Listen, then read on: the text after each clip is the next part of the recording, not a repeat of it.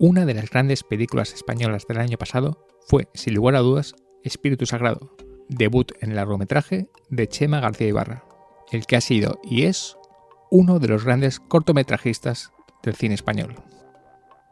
El mundo de García Ibarra, mezcla de costumbrismo, misterio y ciencia ficción, ha sido trasladado a la perfección en la película, contando con la ayuda de Leonor Díaz, directora artística de sus trabajos y pieza fundamental de su mundo cinematográfico. También, de nuevo, la ciudad de Elche ha sido el territorio ideal para que García Ibarra pueda llevar a cabo esta historia sobre desapariciones, familias y secretos. Y donde lo local, Elche, su habla, sus lugares y sus ciudadanos pasa a ser universal. Hoy vi rodando desde la misma ciudad de Elche, grabado en el restaurante Parrés, y con la colaboración de Ángeles Gómez, de Feedback Ciencia, y José Cámara, gran conocedor de la obra de Txema García Ibarra y de la ciudad de Elche, y contando como invitados con los mismos Txema García Ibarra y Leonor Díaz, se intenta desentrañar el misterio de Espíritu Sagrado, de su vinculación con la ciudad de Elche y de por qué es una de las películas más fascinantes del cine reciente español.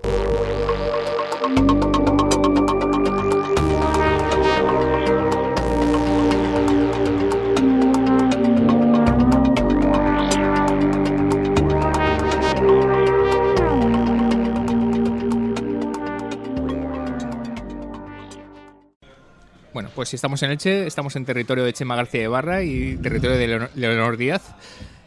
Y aparte de Txema y Leonor, que los tenemos aquí al lado, para hablar de Espíritu Sagrado, nos acompañan pues, los colaboradores absolutos de Vir Rodando. Bueno, tenemos a Ángeles Gómez, de Feedback Ciencia, y tenemos a José Cámara.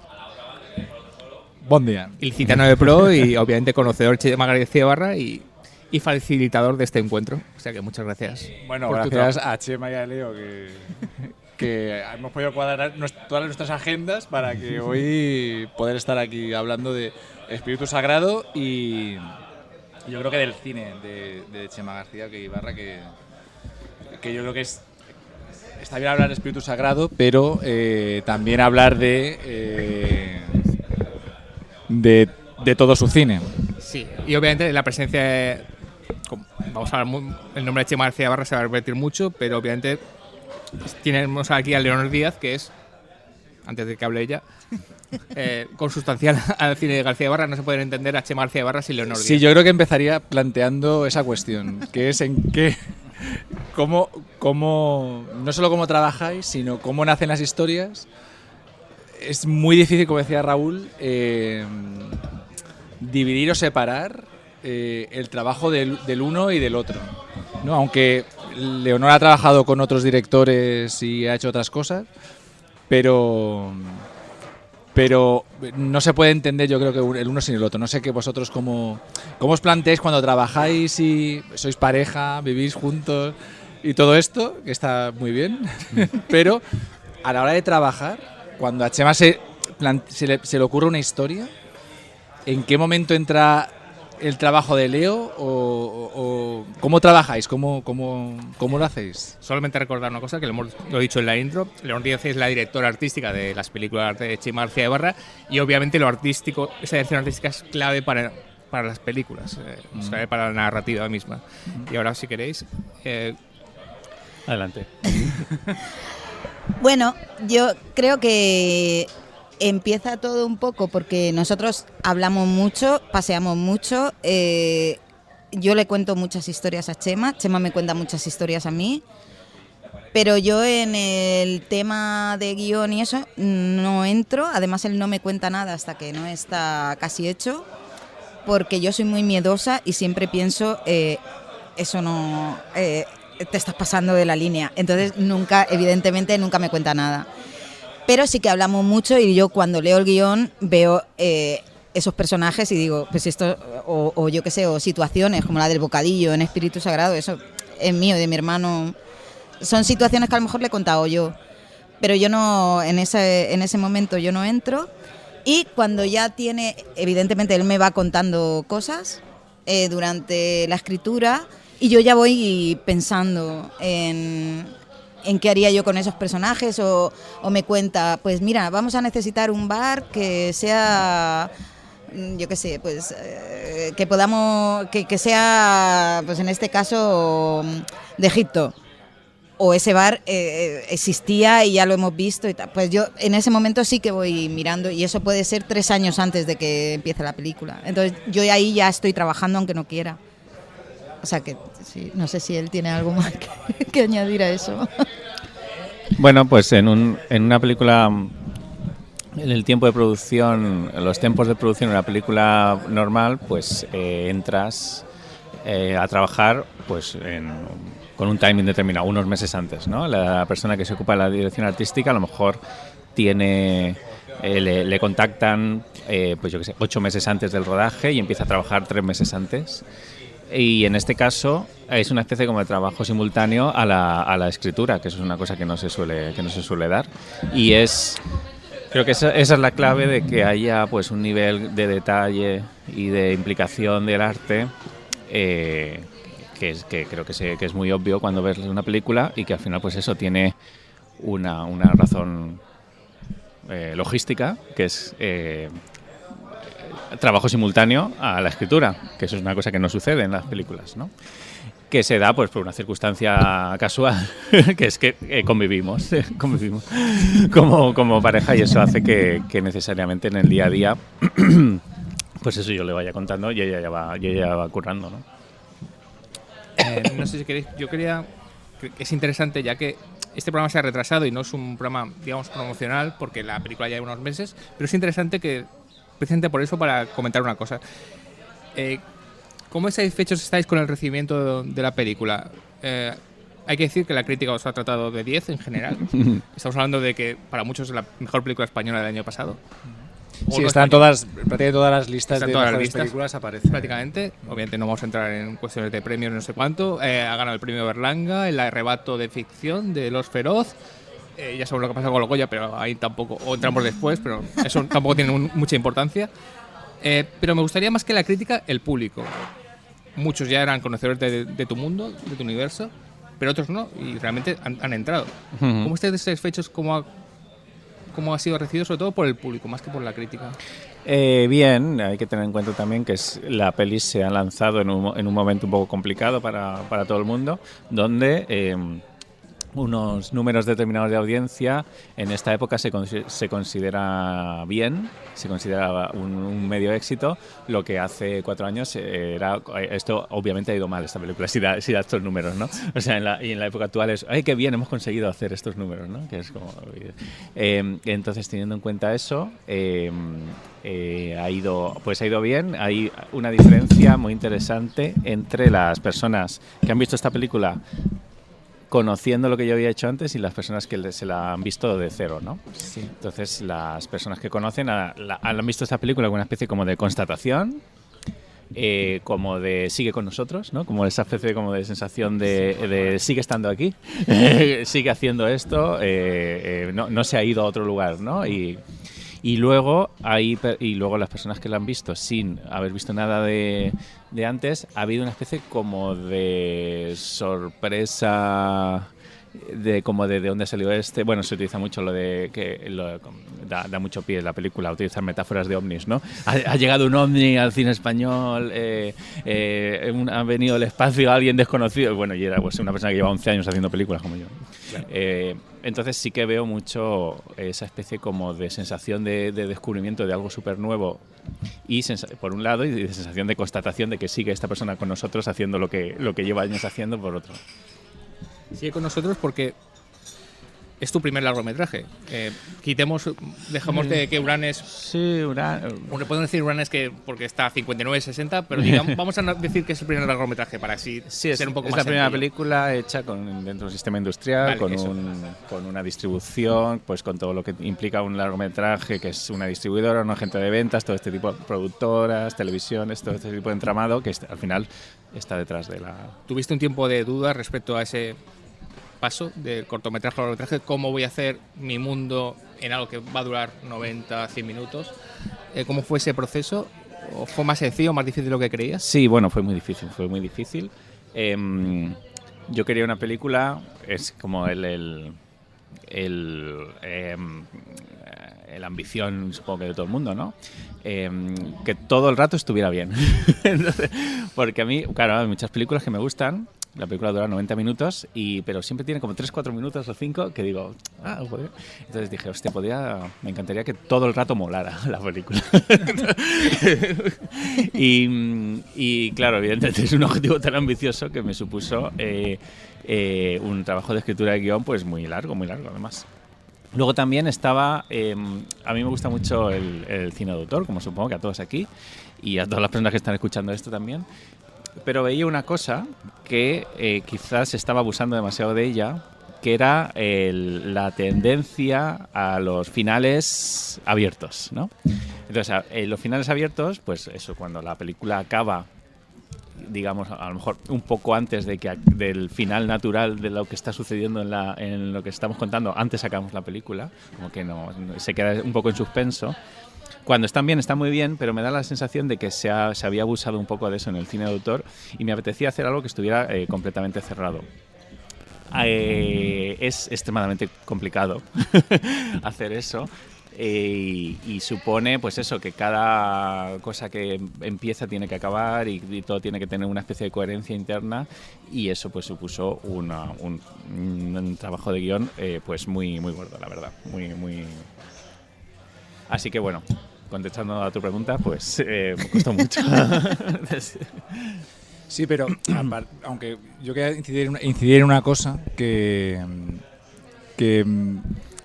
me gusta mucho, no sé si me sorprende, pero que me entusiasma, que es que se haga una película en la ciudad donde vivo.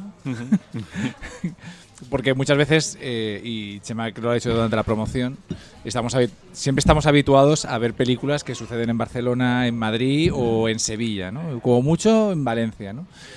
Y hacer un cine de... O en un lugar, un pueblo. O en una ciudad. Exactamente. ¿Sabes? Un lugar sin nombre. Exacto. Sí. Y aquí quería que todos se identificaran con ese lugar. Por eso y aquí todo es muy reconocible. Seguramente no. Hay muchas cosas que solamente entenderemos los de Elche, porque luego comentando con gente que ha ido a ver la película motivada precisamente por eso, pues, por ejemplo, ver como un personaje pues se toma un nugolet en el Charlie, pues sí. Eso conecta mucho con... Claro, eso a lo mejor en Vigo no se entiende, no. Lógicamente.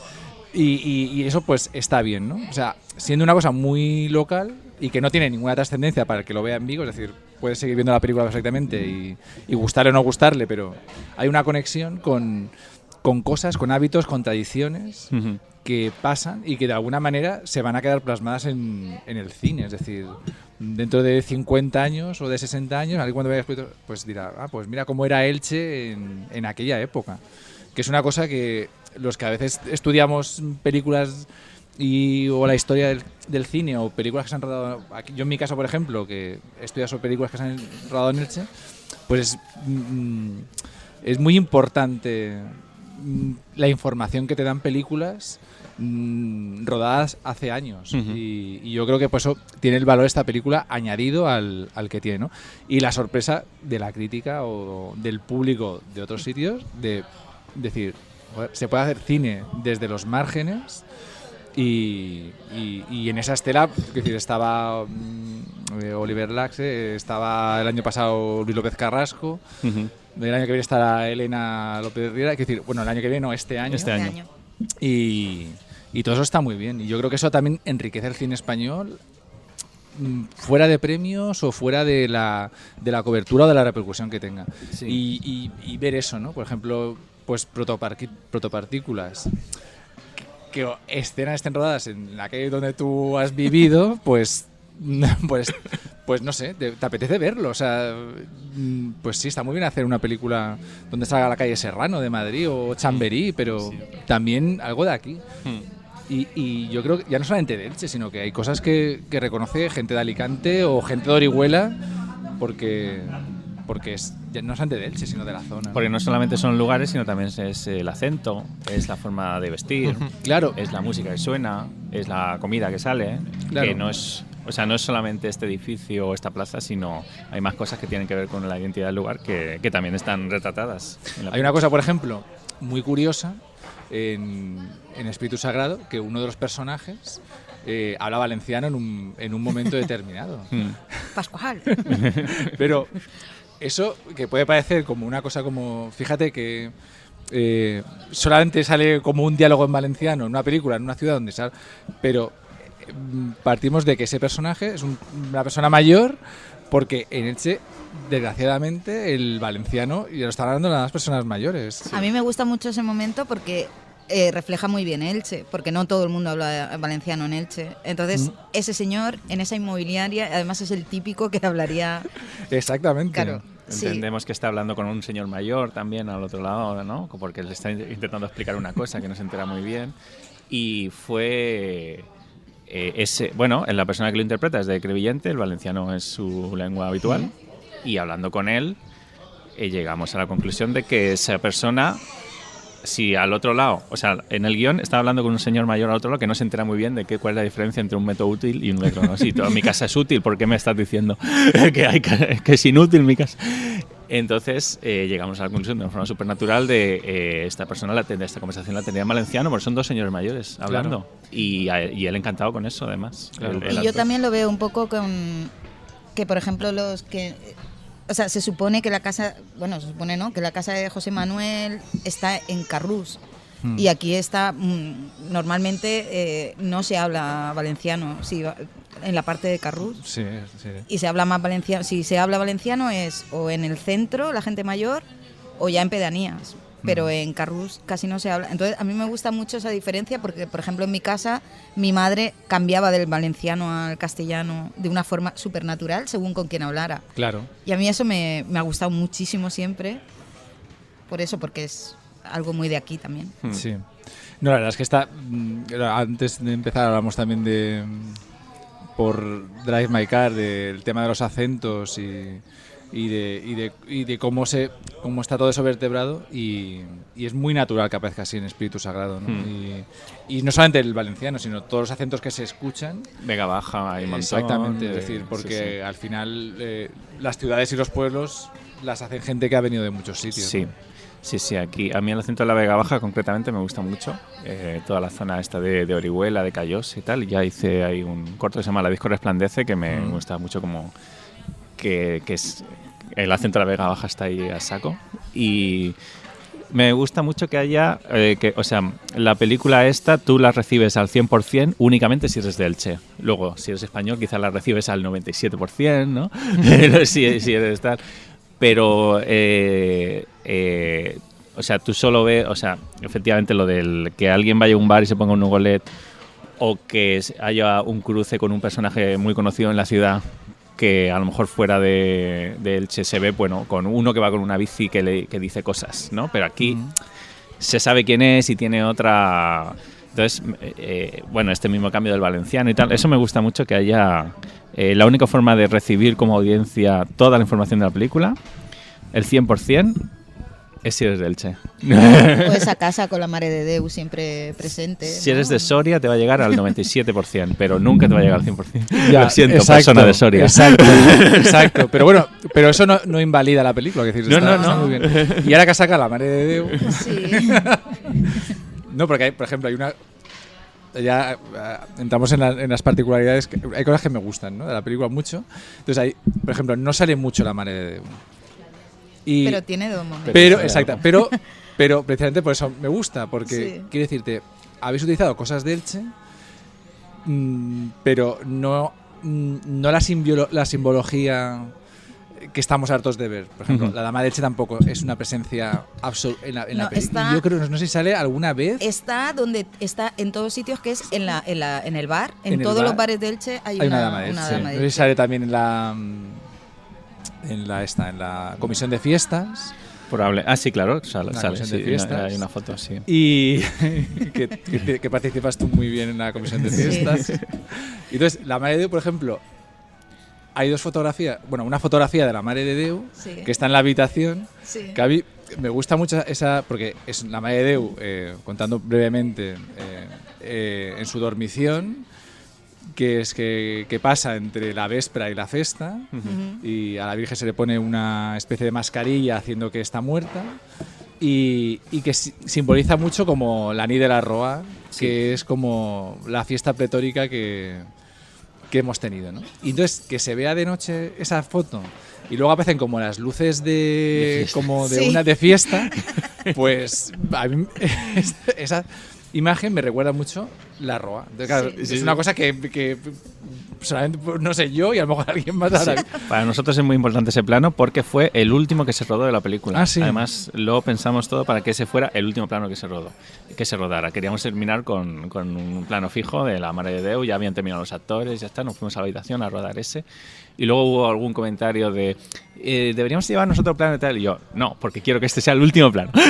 No vamos a rodar nada más porque quiero que este sea el último plano de la película. Y alguien además dijo, ¿por qué no ponéis un Cristo, no? Porque no se entiende muy bien que eso sea claro, el tipo la de Cristo Virgen encima de la cama, pero... Y dijimos, no, es que queremos, o sea, no hace falta ser tan obvio de poner un Cristo encima de la cama. Si tiene a la Mare de Déu, aunque no lo entiendas, ya ves que es, o sea, no hay que no se tiene que entender todo. Exacto. Además están también como los zapatos hechos. En la pared hay unos... Sí. Entonces, claro, la peli está hecha en Elche, eso es obvio, pero tampoco queríamos... Yo sí que, por ejemplo, intenté que no salieran demasiadas palmeras, por ejemplo. Sí. Entonces estábamos rodando muchas veces en lugares que, por mover la cámara 15 grados, se veía un palmeral majestuoso. Pero no era exactamente lo que yo quería. Yo buscaba algo pues, que tiene que ver más con la parte industrial de Elche, con la parte trabajadora, del calzado de Carrús. El palmeral está en el centro. Es una cosa más para turistas. Entonces yo intenté que no se vieran demasiadas palmeras, por ejemplo, ¿no? Sí, esa parte industrial. Hay también una secuencia que a mí me gusta mucho, que creo que es cuando van a la ferretería, o han comprado algo en la ferretería, y se ve el pont del Bimilenari, que está, o sea, la escena está filmada en Carrús, pero se ve algo del Palmeral y se ve la antigua fábrica de Ferrande. No sabes de qué estás hablando tú de industrial. Sí. Y también me gusta mucho porque al final tú estás hablando, la protagonista es aparadora y se habla del calzado y tal, pero hay como una especie como de... estamos en Elche, no hace falta las palmeras, no hace falta la Basílica Santa María, pero sí que ese pasado de... hay una arquitectura ahí que está presente, ¿no? Sí. Y no sé, pues son cosas que... Sí, Carvera, además ese plano que dices es el primero que se rodó. Hemos hablado del último plano que rodamos y del primero, ¿no? Empezamos a rodar ese plano desde el puente del Bimilenari. Y bueno, eso ya te digo, me interesaba lo industrial sobre todo, o sea, intentar que todo sucediera en ese barrio y que se viera esa especie de pasado arqueológico de trabajo, ¿no? de currantes. Ya que estamos hablando de arquitectura, también es muy importante el edificio donde vosotros tenéis una idea. Sí. ¿Queríais un edificio determinado? Sí. No pudo ser. Sí, no, te puedo contar, pero es una historia. Sí, pues yo creo que la cuentes. Yo la conozco más o menos, pero yo creo que es interesante. Toda la película se escribió pensando en un edificio determinado que se conoce como, popularmente, como los pisos grises, ¿no? Aquí en Elche, supongo que en todo el mundo, las cosas tienen su nombre oficial, pero luego la gente los nombra como quiera, ¿no? Está en el barrio de Carrús. Se llama Las 272 Viviendas. Bueno, pero vamos, aquí hay una plaza que se llama Obispo Siuri, que nunca la llamamos la Plaza del Piruli. Bueno, los nombres los pone la gente. Sí, la Plaza de los Colgados. Bueno, esos pisos eran unas viviendas que construyó el arquitecto municipal Antonio Serrano Bru en los años 60, que era un señor que le gustaba mucho el brutalismo y entonces hizo unas cosas muy interesantes en los 60 y 70, algunas de las cuales a los pocos años las tiraron porque tenían problemas de luminosis. Pero le gustaba mucho pues eso, que se viera como el hormigón y daba una sensación como de peso, así. Lo que pasa es que esos pisos ocupan una manzana entera, tienen varios bloques están como muy enfocados al exterior, ¿no? Tienen como muchas plazas entre los pisos y las escaleras, que es una cosa muy característica, van por fuera también, ¿no? Está como muy pensado a vivir hacia afuera, como en una comunidad cerrada. Y yo buscaba una película que transcurriera en una comunidad como de varias escaleras y varios edificios que tuviera como sitios comunes, ¿no? Porque tenía que suceder una cosa determinada al final, que con una cosa que se ve, bueno, necesitaba un espacio común grande al aire libre, que hubiera unas escaleras. Bueno, era ideal, los pisos grises. Además estéticamente eran increíbles. Ahí fuimos a visitarlos muchas veces con el director de fotografía y él decía que tiraba la cámara al azar y hacía un plano que estaba bien, porque es realmente un sitio muy espectacular. Teníamos el apoyo de todo el mundo, de toda la ciudad, del alcalde, de la concejalía esta que se ocupa o sea que nunca hubiéramos podido pensar que, habiendo conseguido un montón de apoyos para hacer la película, todo el mundo contento, nos íbamos a topar con el presidente de la comunidad de los pisos grises, que se negó en redondo a siquiera reunirse con nosotros. Era una persona que no tenía internet, no se le podía mandar un WhatsApp, no se le podía mandar un mail, no cogía el teléfono, el alcalde le llegó a llamar personalmente, no le cogió el teléfono. O sea, era un señor que nunca nos tomó en serio y que, o sea, le daba igual que hubiera un rodaje. Ahí no quería problemas y ahí no se iba a rodar nada. Y simplemente el hecho de llamarle para decirle podemos hacerte una oferta económica para la comunidad, para que os arregle la comunidad, que puede ser incluso muy generosa. Fue imposible decírselo porque no nos cogía el teléfono. Tiene más poder Elche, vamos a... Eso es muy de Elche, el agobiarse y no querer un ni montón siquiera... de extras para necesitamos un montón de extras para la película. Necesitamos más de 100 extras. Queremos que sean de la zona. Van a ser vecinos de aquí, que les vamos a contratar, vamos a trabajar. O sea, todo estaba bien, quiero decir, y el hombre no...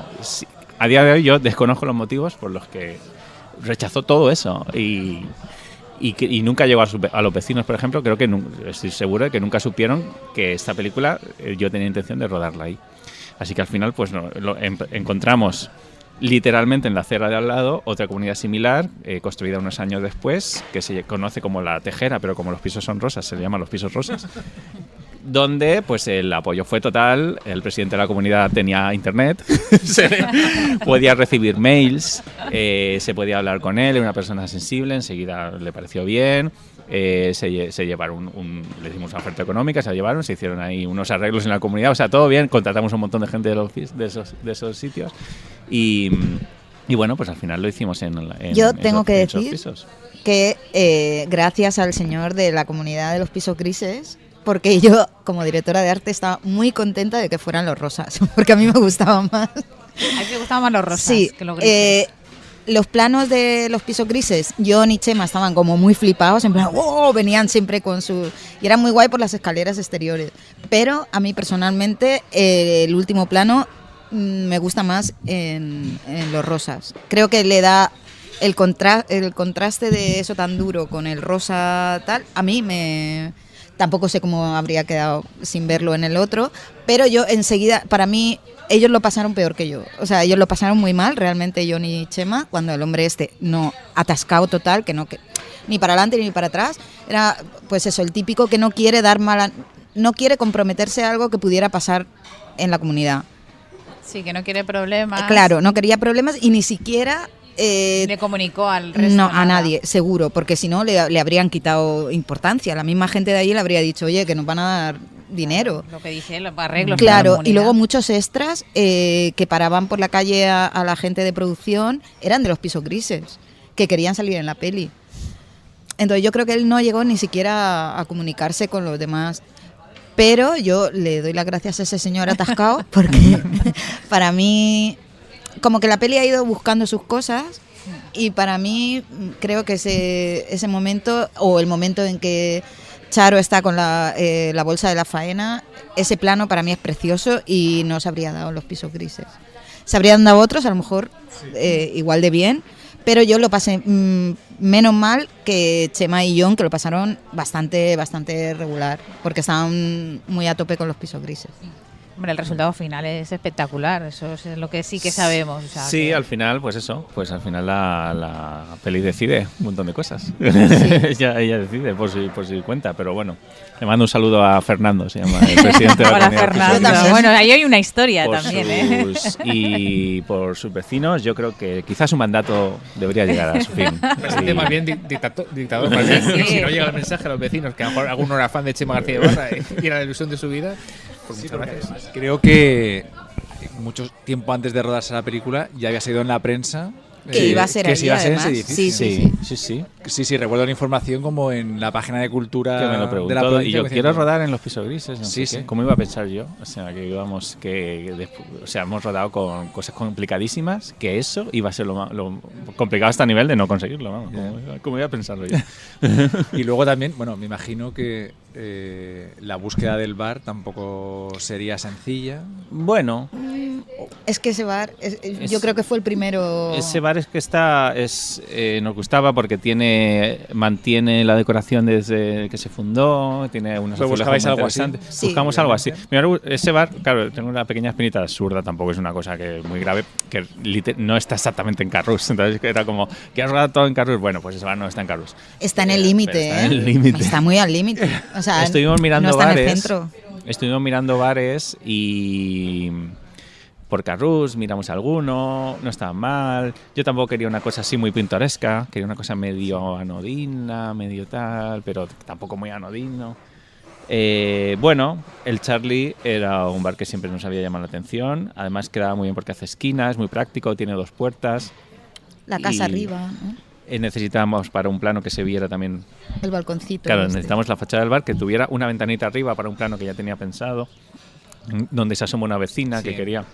Entonces, claro, no era solo el bar, era el bar y la casa de arriba. Y resultó que ese bar era ideal y la dueña era encantadora, ningún problema, vamos, ahí... en realidad la búsqueda del bar fue nada, pues... Bueno, yo tengo que decir que miramos muchos por Carrús y que la reforma de los bares han hecho mucho daño. Sí. O sea, son todos Hubo una iguales, con fiebre lo bonitos que eran antes. Una fiebre de las reformas en los Sí, años 90. Esas losas gigantes con la junta gorda, o sea, marrón, ¿no? Esta cosa que hicieron de repente en todos los bares. Y bueno, había algunos que nos gustaban, pero había que intervenir mucho. Y a mí tampoco me gusta intervenir, o sea, lo menos posible. Y yo creo que el Charlie, solo el azulejo ya es como muy precioso. Sí, tiene unos colores además muy bonitos, un azul muy bonito. Nada, hubo que meterle la parafernalia egipcia y arreglar. Sí, sí, sí. Ya que habláis de producción y de arte, ¿qué es alguna vez en esta película o en alguna otra le has dicho algo que no a Chema? Que dices que aunque no quieres empiezas ya a trabajar en las películas mientras él está haciendo el guión. ¿Qué es lo que le has dicho, si hay algo que le hayas dicho que no, y qué es lo más difícil que hayáis llegado a hacer para esta película y que yo lo hayas conseguido? Él es más de decirme que no a mí que yo, porque yo soy muy extrema. Pero no, si alguna vez le he dicho que no, es si él me cuenta algo del guión y yo veo, por ejemplo, yo qué sé, todo el rollo del ¿no? Yo habría dicho ahí, hostia, a ver si alguien te dice algo. Yo soy muy miedosa para eso, y él no. Entonces él no me lo cuenta, por eso. Sí, Leo siempre se acojonaba. Yo me acojono. Hace tiempo, cuando el segundo corto Protopartículas dije, el protagonista es un astronauta.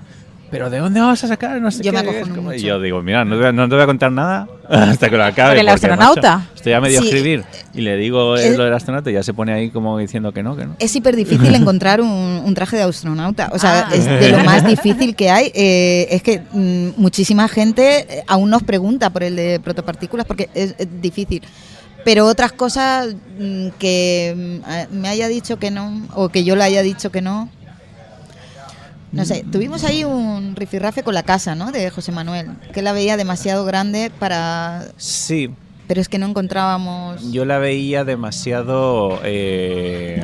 Guay. Para una trabajadora. Sí. Tal, pero luego en realidad no... O sea, queda bien. O sea, no... Yo quería algo como un poquillo más humilde, pero luego me di cuenta que no era necesario.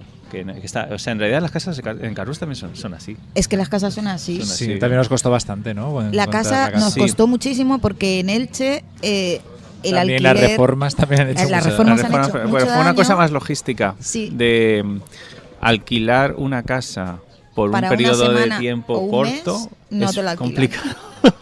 Es o una Es o complicado, aquí ¿sabes? no hay Airbnb de pisos hechos polvo.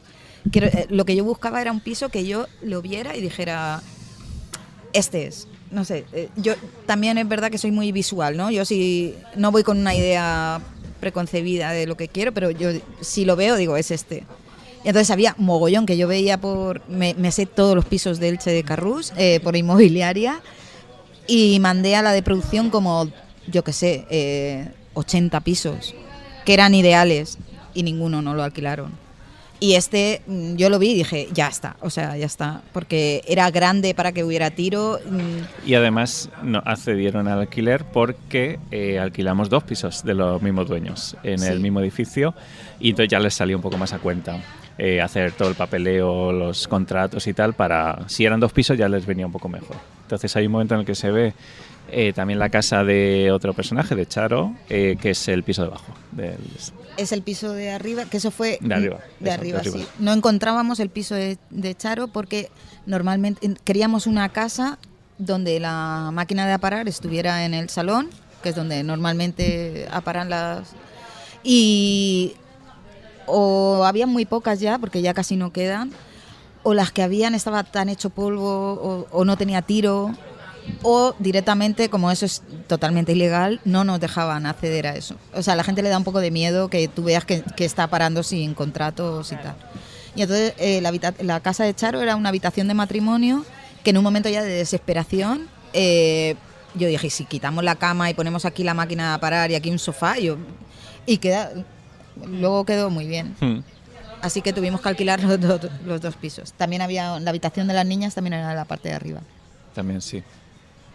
Cosa que fue muy cómoda porque tener 2 pisos en la misma vivienda Sí, eso fue cómodo. Y era una vivienda familiar que además no nos molestaban, era muy guay. Y luego permitió el plano de la procesión. Sí, también. Exacto. Porque tenía la calle Sí. justo.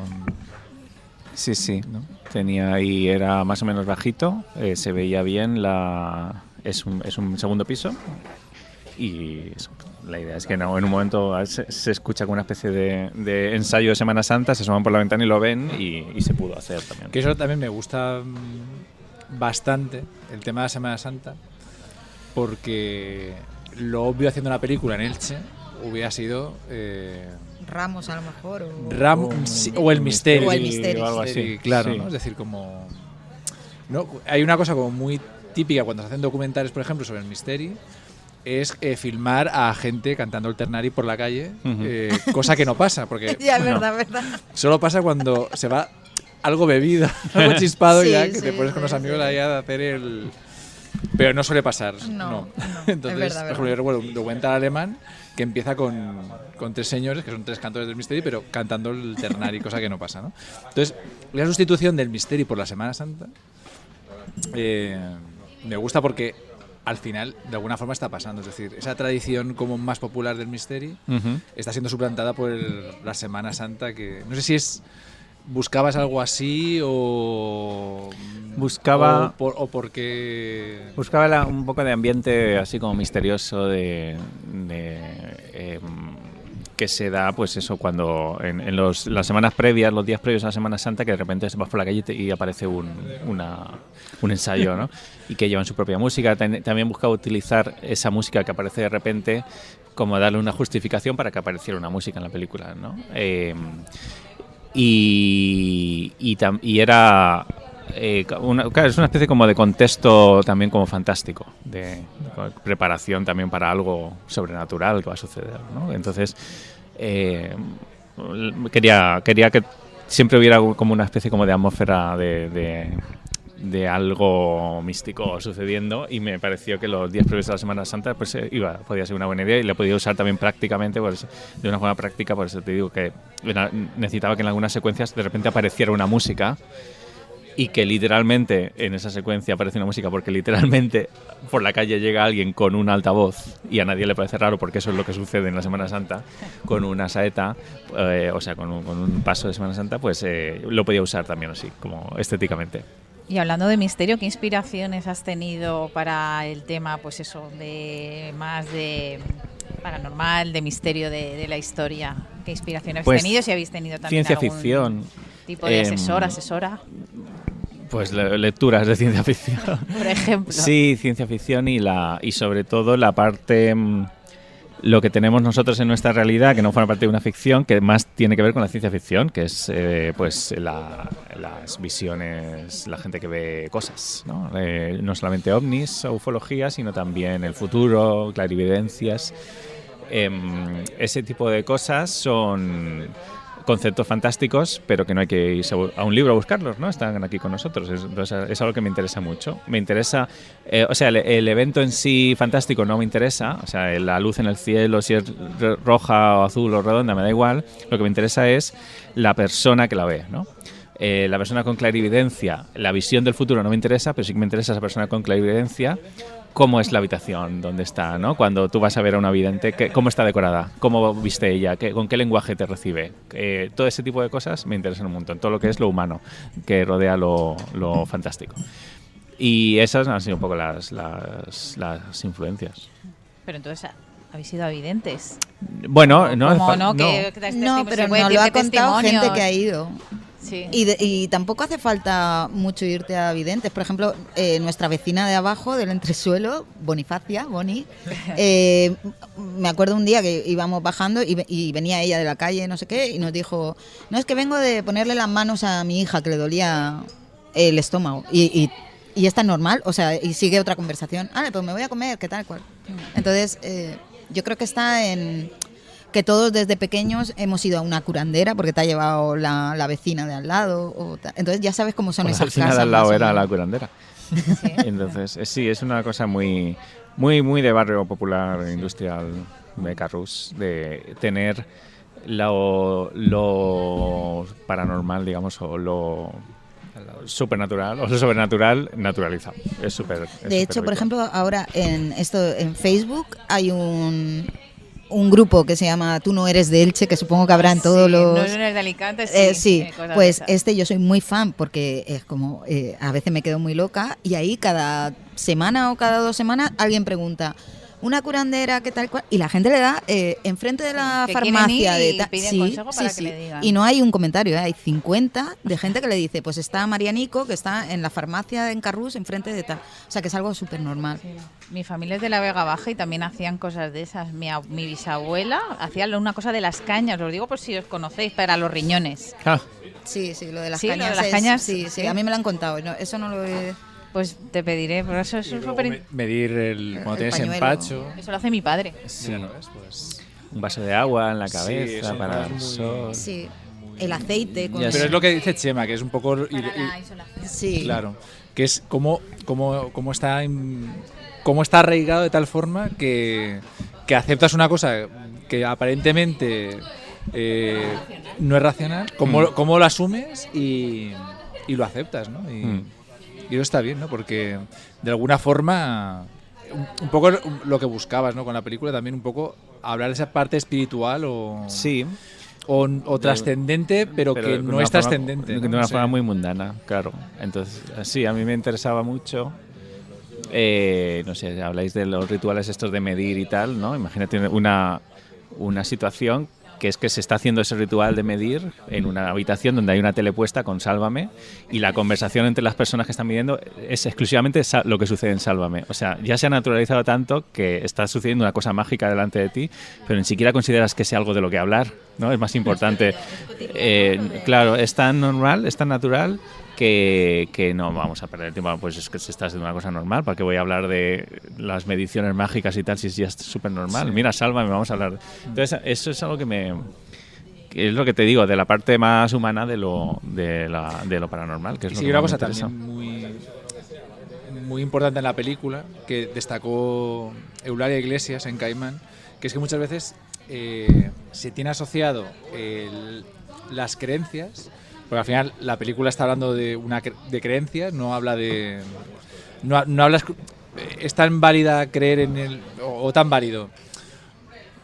Es tan fantástico creer en una persona que al tercer día resucita como creer que en una cantera de Crevillent Van a va a venir bajar uno, un sí. ovni, ¿no? Es Sí, decir, sí. entonces Eulalia Grises decía que era muy chocante, porque muchas veces cuando se habla de creencias o de fe, no se habla desde el barrio obrero. Cuando alguien retrata el barrio obrero en España es para denunciar una opresión laboral o unas determinadas condiciones laborales que aquí aparecen, pero que no es de lo que trata la película. No es de Yo lo creo que que también eso claro. está muy bien, ¿no? Porque es lo que dices tú, es decir, al final asumimos esa cotidianidad de lo mágico, ¿no? Sí.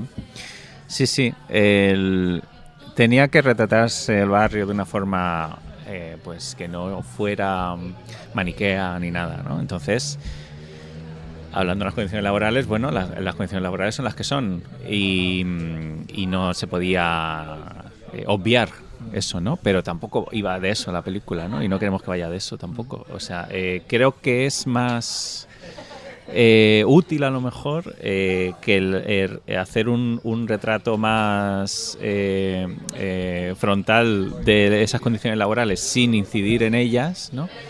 Que quizá centrarnos en eso. Entonces yo creo que la peli muestra que hay una serie de problemas laborales, ese mensaje se da, ¿no?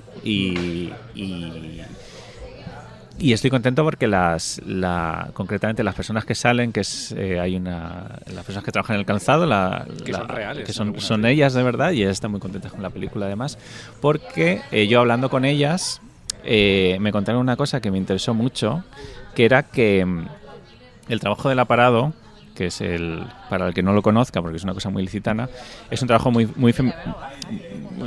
feminizado, ¿no? Entonces, el zapato tiene unas piezas que tienen que coser.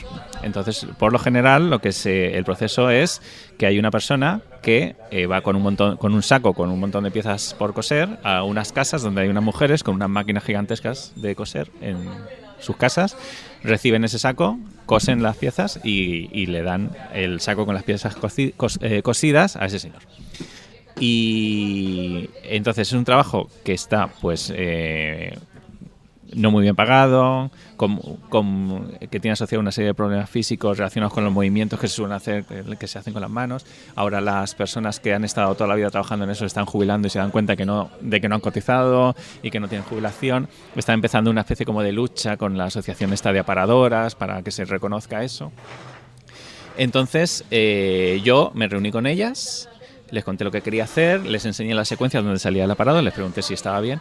Y entonces me contaron una cosa que me interesó mucho, que es lo que les quería decir, es que ellas, el trabajo del aparado, a ellas les parece muy bello, muy bonito, el trabajo en sí, el trabajo artesano, quiero decir. Y si las condiciones estuvieran bien, si se pagara lo que se tiene que pagar, si hubiera una cobertura sanitaria tal, ellas estarían haciendo su trabajo muy a gusto, porque ellas son conscientes de que para llegar a parar como paran necesitan años de trabajo, ¿no? Una especie como de movimientos de los dedos muy específicos, que ellas estaban muy orgullosas de haber llegado a tener esa pericia, ¿no? Porque ya les parecía un trabajo como medio artístico. Entonces me pareció muy interesante hablar, además de las condiciones, de retratar el propio trabajo en sí. Entonces, o sea, ¿qué es lo que hacen con las manos? ¿Qué realmente están haciendo ahí dentro con la máquina? ¿Qué están cosiendo, ¿no? Entonces utilizamos una doble de manos, que era una paradora real, que vino con su propia máquina y estuvimos ahí una tarde grabando únicamente sus manos, que es lo que hacía, ¿no? Porque yo quería que quedara muy claro que había ahí como un trabajo muy artesano y al margen de las condiciones, ¿no? El trabajo en sí, que era una cosa que había necesitado años de práctica para hacerse, ¿no? Y bueno, yo muy contento porque las aparadoras vinieron al estreno y me dieron un abrazo, estaban contentísimas con la película, o sea que... Bueno, aunque tú les dificultas un poco porque lleva las uñas esas claro, de... la protagonista lleva unas uñas muy determinadas que hubo que replicar en las manos de la aparadora. Eso. Pero la aparadora era tan impecable en su trabajo que... Tan profesional. que efectivamente le costó un poco, pero enseguida pilló el tranquillo de hacerlo porque con esas uñas. Estaba yo ese día os visité y estábamos viéndolo en otra habitación con el com y era como diciendo... ¿Cómo puede hacerlo? Es imposible. Se las quitó a la pobre, le encantaban y me mandó un WhatsApp y me dijo, he tenido que ir y quitármelas porque no puedo trabajar. Claro. Es Sí, increíble. pero eran preciosos. Ese momento a mí me Sí, gusta sí. mucho porque es un trabajo que hemos visto toda la vida en las vecinas, en tu tía, en tu no sé qué, no sé cuánto, y sale tan precioso el Sí, sí. momento ese. Y tanto otros trabajos, porque estaban también las rebajadoras. Mi madre, por ejemplo, era Claro, sí, rebajadora. sí, es sí, decir, y hay una cosa también muy, muy brutal, una frase muy, muy brutal en la película, cuando llegan las aparadoras y hablan con Charo y ella dice, no, yo voy a seguir trabajando porque No puedo dejar de no puedo dejar de trabajar, trabajar. Es que Sí. mi madre, cuando me tuvo, a los 4 días estaba en la máquina de rebajar sí. porque tenía que rebajar. Entonces es muy brutal y conecta mucho con esa frase que dice Paco Contreras, el niño de Elche, Sí. en Canto Cósmico, de es que Elche era la ciudad que le ha enseñado la tortura del trabajo a mi madre. Total. Y es brutal eso. O sea, Sí. llegar a ser consciente de eso y... Pero no había ni noches ni Ni días, nada. si era faena de prisa, ahí estaba, y oías por la noche la máquina de la vecina o de quien Sí, fuera, porque si había que entregar una faena, había que entregarla. Sí, sí. Y ellas, eso, nos pareció muy, muy, muy visual eso, retratar eso poniendo la máquina en el salón. Exacto, y que no es la primera vez que aparece en vuestro cine o en un corto, sale en Misterio. En Taller de Misterio, Aparados, que sí. taller. mira, a mí me parece que es, no sé, igual no sé lo que pensáis vosotros, pero yo creo que es vuestra película que conecta más, yo creo, que con esta. Sí, para mí también. Seguramente, y a mí es un corto que especialmente me gusta mucho. Ahí lo que pasa es que sale un taller de aparado. Pero y sobre todo y aparece esa curandera, Sí, sí. esa asumir lo mágico, ¿no? De lo Sabes cotidiano. que has hablado antes del Niño de Elche. En esa época, 2000, Misterios se rodó en el 2012. Un poco después, el Niño de Elche sacó un disco donde hay unos sonidos de máquinas de parar, que son los sonidos que nosotros grabamos durante el rodaje de Ah, sí, Misterio. eso Me yo no escribió sabía. para decirme si tenía sonidos de máquinas de parar, porque él había visto Misterio, y se los pasé, les pasé un archivo con lo que grabamos y sale en el disco. Ah, yo sabía, pero no sabía que venía de. Sí, sí, del corto. hicimos ahí, bueno, estuvimos grabando el sonido de las máquinas de parar para ponerlo en la película, y todas esas pistas se las pasé y están en el disco del Niño de Elche. Ah, sí. Mira. y luego hay una cosa, hablando de Misterio y una conexión también con esa, lo digo porque me toca decir que es el proyeccionista del Cine Club Hombre. y del Claro. Festival de Cine que sale, que es el padre de José Sí. Manuel, Sí. que sale en Misterio, que es el padre también de Misterio, Sí. y que es un personaje Sí, sí. fantástico. Es un personaje fantástico que, claro, yo tenía un discurso además cuando hablaba de mis películas que era que por culpa de eso ya no lo puedo seguir diciendo, que era, no, pues sí, para mí me gusta mucho que las personas que salen en mis películas no tenían ninguna relación con el mundo del cine. Claro. Y siempre tengo que meter una coletilla, bueno, pero menos un proyeccionista de cine. Bueno, pero que no estaba delante de la Bueno, cámara. no, pero él es fantástico y me gusta mucho. Él físicamente, su mirada, tiene ahí un físico muy especial, cómo habla, cómo se mueve, tiene unos movimientos que son como hipnóticos, no sé. Y es una persona que tiene como que desprende ahí una realidad fantástica. En Misterio lo hace súper bien y aquí tiene como una presencia. Él no sale en fotografías. Sale en fotografías. En Espíritu Sagrado, sí. Además da como tranquilidad. Yo me recuerdo cuando rodamos Misterio que cuando estaba él era como todo tranquilidad. No sé, de esas personas que te... Sí, habla Sí. lento. Habla Que te bien, transfieren un... Sí. Sí, sí, No, sosiego. todo, sí, todo Sí, va sí. bien. Si está Antonio, todo va bien. Sí, sí. Te cuenta siempre ahí unas historias muy interesantes. Bueno, es que sabe proyecto. absolutamente de la historia del cine de Elche, vamos, de pe a pa. Sí, sí, como atacando un cine donde está proyectando la película de Godard, esta que intentaron boicotear Sí. los supercatólicos en los 80 y él estaba proyectándola. No sé, tiene historias muy interesantes. Bueno, has hablado de Godard y hay influencias muy claras en el cine. No sé si Raúl también quiere... No, pero. Pues estoy aquí yo... No, di hablando. ahora. Pero bueno, está Godard, está Bresson. Yo creo que Sí, es bueno, mucho una más que influencia... Godard, mucho más que Por eso, Godard. has dicho Godard y ya se me ha ido a Bresson. Que yo creo que es una presencia en tu cine, Sí. más que una presencia, un maestro, ¿no? Que Sí. con el que tú tienes muchas referencias, ¿no? Sí, hablamos de los actores no profesionales. Exactamente. Y engarzamos con Nacho Fernández, que no quiero entrar por ahí, con el protagonista. Pero sí habla un poco sobre Bresson. Sí. Pues, claro que está.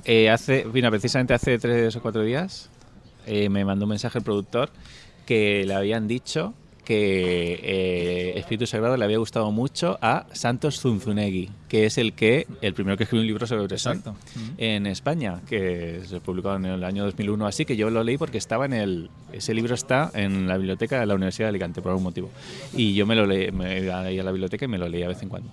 Y entonces me hizo mucha ilusión que Santos Zunzunegui me contaron que había estado hablando muy bien de Espíritu Sagrado. Digo, qué sí, bien. me alegro, Y claro, Bresson es sobre todo el dinero, su última película, que yo la veo como una peli de acción, donde porque tiene un sentido del plano y de la sucesión de planos y de montaje súper preciso, que me parece de peli de La jungla de cristal, una cosa así, porque es que de verdad tiene una... A mí me ha pasado muchas veces que he empezado a ver El dinero de Bresson por ver algo concreto, por pillar una referencia, y acabo viendo la entera porque la peli te atrapa. Tiene una especie como de rueda de acción donde te mete. Y creo que tiene que ver con que no todos los planos son esenciales y sabes que el plano que veas y el siguiente va a ser también importante, y el siguiente también. O sea, no hay un momento en el que digas bueno, la paro porque ya he visto lo que quería ver, ¿no? Porque siempre hay algo ahí. Entonces tiene como una especie como de súper respeto por el plano que me interesa mucho, que los trata como cada plano como si fuera una especie como de bloque que no está porque tiene... O sea, no sé, hay una especie como de sensación de que si quitas un plano se cae la película entera, que eso me encanta, como que es todo súper esencial. Y entonces ese respeto por el plano yo lo siento mucho también, no solamente por el hecho de que sea rodado en celuloide, que eso significa literalmente que si le das al botón de grabar empiezas a gastar dinero, sino que hay algo ahí que que creo que con la llegada del digital a lo mejor se ha perdido un poco, con la posibilidad de hacer muchos planos de forma muy barata. Creo que eso ha perdido un poco el hecho de pensar en el plano como algo en sí mismo importante y no como algo que forma parte de una sucesión. Y eso Bresson lo tiene muy presente plásticamente. Y luego, aparte, por supuesto, lo que tiene él con las personas que salen delante de la película, ¿no? Que esa especie de rostros nuevos, digamos, que no han sido rodados antes, ¿no? Que le da esa frescura y esa aproximación a la interpretación como más interior, no sé, medida, comedida, de forma que las sensaciones salen por el montaje, ¿no? No tanto por la interpretación en sí dentro de la persona, sino por la combinación o sea, la película completa es la que construye la interpretación de la persona, ¿no? Tú ves los planos sueltos y los que ves son una cosa un poco hierática, ¿no? Pero sin embargo es la combinación de esos hieratismos lo que hace una emoción, y eso es algo que siempre es muy interesante. Sí, sí, y aquí están todos actores. La verdad es que la niña es fantástica, el protagonista... Vamos a hablar de Rocío Ibáñez y Nacho Fernández, creo que son claves para que esa pareja, para que la película, digamos, cale también, ¿no? Con esa escena en la feria, sí, que es, vamos, Los Sobraos, que ha sido casi un himno de la película. Sí, sí. Y hay que recordar, bueno, que hicisteis un casting donde buscabais una persona normal, pero lo poníais en mayúsculas, una persona normal, sí. Y llegó Nacho Fernández. ¿Cómo dais con Nacho Fernández? Que realmente yo creo que también es clave para el resultado final de la película. Sí, sí, vamos, él es súper clave, lo hace súper bien, ha sido muy fácil trabajar con él. Ha sido, vamos, entonces él respondió a esto, que es una especie como de oferta de trabajo. La cosa es ponernos en la cabeza, durante el proceso de casting, ponernos en la cabeza de la persona que estamos buscando y qué le iba a atraer y qué iba a provocarle rechazo. Y entonces no estábamos buscando un actor profesional. Entonces decidimos que nunca iba a aparecer en ningún lugar la palabra casting, porque eso es una cosa que atrae actores y que hace que alguien que no quiere ser actor no se apunte. O sea, tú no te apuntas a un casting. Entonces hicimos una oferta de trabajo donde se pedían personas para interpretar personajes en una película, o sea, definición de casting, pero sin usar la palabra casting. Era importante que no añadir que cualquier tipo de físico estaba bien, porque quizá la persona esa que estábamos buscando tenía una percepción de sí misma que no se correspondía con lo que veía en las películas. No me voy a apuntar a esto, pero si estoy calvo, si estoy gordo, si mido 1,20 m, si balbuceo todo el rato, si tengo un ojo cerrado, ¿cómo me voy a apuntar yo si yo eso no lo veo en las películas, ¿no? Entonces era importante poner que no había que contar con ningún tipo de físico. Y también añadimos que tampoco era importante ser especialmente extrovertido. O sea, también queríamos como a los tímidos. Está bien que seas tímido. Y bueno, por supuesto que no era necesario ningún tipo de experiencia.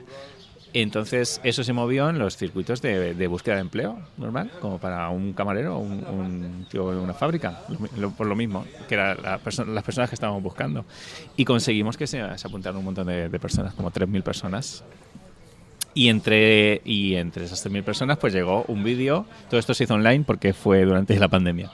Y llegó un vídeo de Nacho donde él hablaba pedíamos un vídeo donde hablaban un poco de sí mismos, y él, bueno, hablaba que tenía una conexión espiritual muy fuerte con ciertas cosas, que le interesaba mucho el mundo del ocultismo y todo esto ocurre con una directora de casting muy buena que se llama Sandrine Lapouillade, que es francesa, que está especializada en actores no profesionales. Y viendo el vídeo, Sandrine, ella estaba en Marsella, yo estaba en Elche, estábamos hablando por Skype, me dijo, ¿este chico tú crees que ha tenido acceso al guión? Y yo, pues hombre, no, ¿cómo va a tener acceso? Porque realmente era muy sorprendente las conexiones que había con el personaje real. Y además él físicamente era muy parecido a lo que yo me había imaginado, ¿no? Muy parecido a lo que yo... Es perfecto, ¿no? Además, es una persona normal. Una persona normal. Es normal. Es él. Normal. Es la definición de una persona normal. Y luego cuando lo conocimos, pues vimos que enseguida vi que iba a ser muy fácil trabajar con él. Él se tomó el trabajo en la película como pues un trabajo. Él venía de ser vigilante nocturno en un parking y después de la peli se puso a trabajar en un Leroy Merlin. Cuando estaba trabajando de vigilante nocturno en un parking, era un vigilante nocturno en un parking muy bueno, probablemente, pues porque vigilaba bien. Y ahora en el Leroy Merlin estoy seguro que trabaja súper bien, pues porque hace lo que tiene que hacer muy bien. Pues igual que trabajaba muy bien en otros oficios, en este oficio en el que trabajó durante 3 o 4 meses, lo hizo muy bien. Porque es una persona que cuando trabaja en algo, trabaja bien. Pero no pretende ser actor. No tenía ningún tipo de vocación, ¿no? Pues es una persona que cuando curra bien y ya está. Y eso es algo que a mí me gustaba muchísimo también, que era que llegar al oficio este de actuar igual que cualquier otra oferta de trabajo que tú respondes, ¿no? Y bueno, pues ha sido un acierto total y además es amigo nuestro. Nos llevamos muy bien con él. Y la relación de Nacho con el cine, a lo mejor ni idea de películas, absolutamente no sabía quién eras tú. No, pero ni falta, ¿eh? Por eso. No. Pero sí que el rodaje, tenemos los que no hemos estado, que es un rodaje, es una cosa complicada, mucho lío, mucho problema. Entonces, si alguien que es ajeno a eso se mete ahí, a veces le cuesta llegar, y más si tiene que compartir tanto protagonismo como Nacho. Pero luego también el trabajo del equipo de rodaje es explicar qué es un rodaje, qué son los tiempos, como tal, hacértelo más fácil. Gracias. Luego enseguida, o sea, todo el mundo es en el rodaje, pues los técnicos, pues eso, suelen ser amables. Cuando ya saben que están trabajando con actores no profesionales, pues que hay que a lo mejor explicarles algunas cosas al principio. Pero es una cuestión de que a los 3 días literalmente ya estás metido en esto, ¿eh? Ya sabes lo que es todo, ya sabes cuando se grita una orden, ya sabes lo que significa. Y eso, intentamos que sobre todo a las personas que venían a hacer un papel que les iba a ocupar solo 3 días, que quizá no iban a tener ese tiempo de adaptarse a lo que era un rodaje, pues explicárselo todo muy bien, que todo el mundo fuera muy amable, que una ronda para que conocieran a todo el mundo, este tal se ocupa de tal, este tal se ocupa de tal.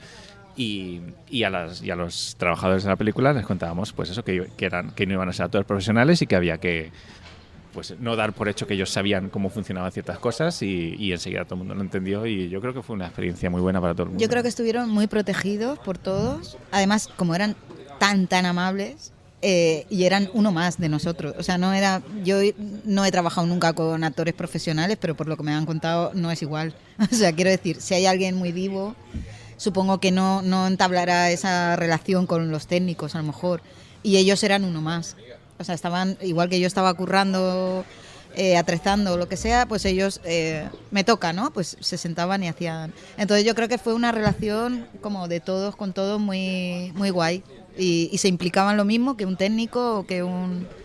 Estábamos ahí todos como... Y yo creo, yo porque lo sé, pero la primera vez que sale Nacho, ese paseo por el puente, yo cada vez que lo veo me emociono porque él estaba flipando. O sea, porque estábamos en una furgoneta con la cámara, con no sé qué, no sé cuánto, y todo el mundo mirándolo. Entonces se le ve esa cara de virgen. O sea, el rostro como inmaculado. Yo, si lo veis otra vez, os das cuenta. Y luego ya pasa, o sea, ya se le ve a un Nacho súper natural. Pero en ese momento es como, ¿qué estoy haciendo? Están dando ahí como súper guay. No sé, a mí le tengo mucho cariño a ese momento de la peli porque es como Nacho flipando. Normal. Ya que hablamos de actores profesionales, sí que hay una actriz profesional, que somos fans aquí todos, y ya que hemos hablado de actores profesionales, pues Sí. Aparece Lorena Iglesias en unas pequeñas cameos, digamos, o apariciones como presentadora de televisión, y luego ha hecho unos vídeos de YouTube. Pero sí, bueno, yo quería preguntarle sobre esos vídeos. Obviamente aquí todos somos fans de Lorena, pero ¿cuándo pensaste que dices, bueno, actores no profesionales, pero sí que quiero contar con Lorena para esto, porque necesito que esté aquí? Bueno, me hacía mucha gracia, porque es amiga nuestra, me apetecía mucho que viniera y estar unos días con ella, porque ella es genial. Y me hacía muchísima gracia verla interpretando un personaje de Teleelch. O sea, era una idea tan divertida que no podía no hacerla. Es que era, vamos... Y yo ya sabía que lo iba a hacer muy bien, además. El personaje de la presentadora de las noticias, pues tiene que hablar de una determinada forma, que es como hablan los presentadores de una noticia, leyendo un teleprompter. Tampoco buscaba ahí ningún tipo, pues esas cosas que solo buscan nosotros de naturalidad, no sé qué. Ahí era una persona leyendo un teleprompter y nos podíamos permitir que fuera quien quisiéramos. Valoré que fueran presentadores reales de tal, pero no sé cómo llegó la idea de, pero ¿y Lorena? Pues sería ideal, y encima además se viene al rodaje y está con nosotros, que la queremos un montón.